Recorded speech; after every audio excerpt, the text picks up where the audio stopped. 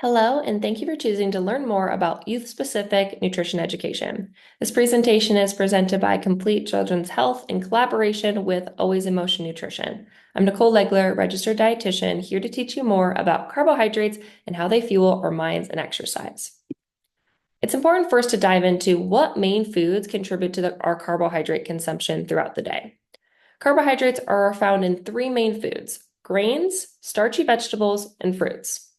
Starting with grains, we can put these into two main categories: whole grains and refined grains. The whole grain is going to contain the entire grain kernel, which contains the bran that has fiber, B vitamins, and minerals, the endosperm, which gives us mostly carbohydrates, as well as some proteins and vitamins, as well as the germ, which gives us more B vitamins, vitamin E, phytochemicals, and some healthy fats. It's important that over half the grains we're consuming are from these whole grains because they give us both carbohydrates and other nutrients that we need to support our health. They're found in things like whole wheat breads or tortillas, whole wheat pastas, brown rice, oatmeals, and popcorn. Refined grains, on the other hand, contain just that endosperm, giving us carbohydrates without as many micronutrients such as the fiber, B vitamins, and other nutrients mentioned.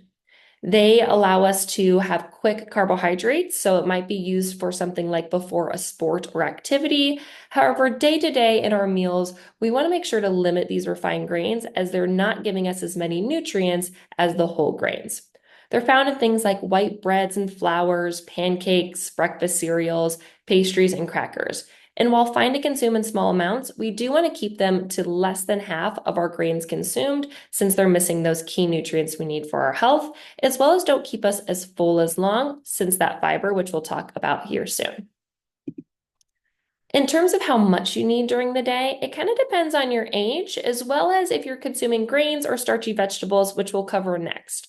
On your plate, about a fourth of your meal should contain carbohydrates, specifically from grains or starchy veggies here next. In that grain category, you're going to have a range based on ounces. And I know that might not be something that you are tracking during your day, as we're not really weighing things in ounces. But in the nutrition realm, we have to somehow categorize all of this category into one metric, and we use ounces. So here I converted, what does that actually mean in foods you're consuming? So an ounce is going to be something like a slice of bread, a small 6-inch tortilla, about a half a cup of rice, pasta, oatmeal, so on and so forth. You can tell here that you're going to be ranging your needs based on your age, as well as when you become a teenager, male versus female. And so using this conversion for something like if you're having a sandwich with 2 slices of bread, we know that's about 2 ounces of your daily needs, which is, let's just say it's 6 ounces during your entire day. A sandwich with 2 slices of bread would give you 2 out of those 6 ounces that you need per day.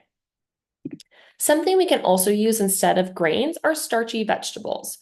Starchy vegetables are vegetables that contain more carbohydrates based on their volume and calories compared to non-starchy vegetables, which contain less carbohydrates. These include vegetables such as potatoes, peas, beans, corn, and squash. They are considered vegetables still, but because they have more carbohydrates, we can use them in replacement of grains. So similar portions are going to allow you to have that fourth of your plate. Could be grains or could be a starchy vegetable, or maybe both. Common types of portions for that 1 ounce conversion is going to be something like a half a cup of green peas, half a cup of corn or a small corn on the cob, half a cup of cooked potatoes, beans, or a small potato, or a few mini potatoes. Again, this can be used in replacement of that grain category or used throughout the day. So if you have 6 ounces a day, that might be 2 slices of bread, some oatmeal, as well as some potatoes or corn based on the meals and snacks that you're choosing. In addition to this, we also need fruit, which does give us a lot of carbohydrates, but we're going to categorize this separately because they give us some other unique nutrients. Fruit is found in things that are fresh, frozen, canned, dried, and they all count towards our needs throughout the day. They give us both carbohydrates and a lot of vitamins, as well as some minerals that support our general health. From a fruit perspective, we want to make sure that at least half the fruit we're consuming are whole fruits because things like juice take away fiber. Similarly to the refined grain versus whole grain, taking away that fiber leaves us with carbohydrates with less nutrients that we need to support our health as well as fullness. So making sure you're consuming most of your fruit as whole or dried, canned, so on and so forth is going to give you both carbohydrates and other key nutrients. In terms of how much fruit you need, it's similar to grains. About a fourth of your plate should be fruit. And in terms of total day, you're going to need anywhere from 1 to 2.5 cups of fruit based on your age and gender. What counts as a cup of fruit can be a true cup or a fist size or bigger, depending on how old you are, a half a cup of dried fruit, a cup of fruit juice, or a medium whole-sized piece of fruit. So this is going to be important to make sure it's showing up at most of your meals. And if it's not, making sure that you're having it throughout your day as snacks to add to this recommendation, as well as total carbohydrate needs. Something that we talked about with both the whole grains as well as the fruit is fiber. Fiber is a type of carbohydrate, and it's found in these whole grains, vegetables, especially ones with skin or seeds in them, as well as fruits. And about 95% of Americans don't consume enough fiber throughout the day because a lot of times we're choosing those more refined, ultra-processed juice options for foods versus our whole foods that contain that entire nutrient with that fiber included. So making sure that you're getting enough fiber is going to be beneficial for a lot of reasons. It's going to help with regular bowel movements, also controlling your blood sugar, so stabilizing your energy throughout the day, making sure you're not having a super high energy burst or a crash from not having enough blood sugar in your system because you had too much at once and then your body crashes, as well as keeps us full for longer. Fiber helps to slow down digestion, which helps to stabilize our energy as well as keep us full between meals.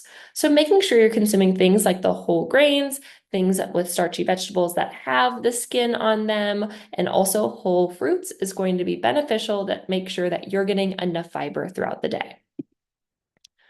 And so now that we know what carbohydrates are in what foods, learning how they impact the body is what's most important here. So first, starting with our brain health, carbohydrates break down into a simple sugar called glucose. This is the most basic type of carbohydrate, and everything breaks down into this form. Glucose is what's used for our brain power. It is the main energy source that our brain is using throughout the day, no matter what we're doing, and it comes from carbohydrates. So making sure that you consume enough and the right types is going to be important for your energy as well as your brain health throughout the day. Also, carbohydrates, as I mentioned with that refined grain, does support exercise in a lot of ways. Most of the time when we're exercising, we are burning carbohydrates for fuel and for energy.